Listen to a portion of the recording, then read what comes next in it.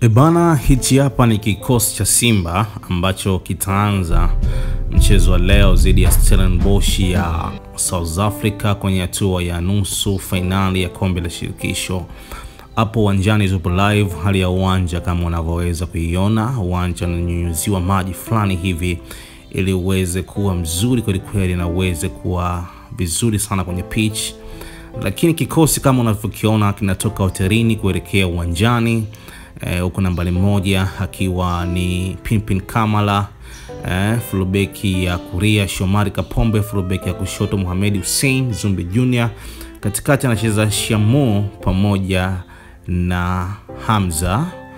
Lakini namba 6 anacheza Yusufu Kagoma, namba 7 leo anacheza Eli Mpanzu, namba 8 anacheza Fabrice Ngoma, huko namba 9 kianza Dense Mkwala, namba 10 anacheza Jean Shalawa na namba 11 anacheza Kip Dennis Prosper.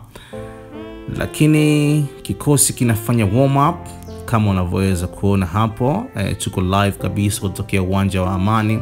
Kwa takwimu tu, Simba wamekuwa wakifanya vizuri sana kwenye michezo ya nyumbani. Yani ni moja kati ya timu ambazo zina takwimu nzuri ya kutumia vyema michezo ya nyumbani. Ukiangalia kutoka kwenye group stage, aliweza kupata matokeo mazuri kwenye michezo yake za nyumbani karibia zote, kwenye hatua ya mtoano, hata kwenye hatua ya 16 bora ni hatua group stage. Of course vile vile kwenye hatua ya robo finali dhidi ya Almasi aliweza kufanya vizuri, ingawa aliweza kufuzu kwa changamoto ya mikwaju ya penalty.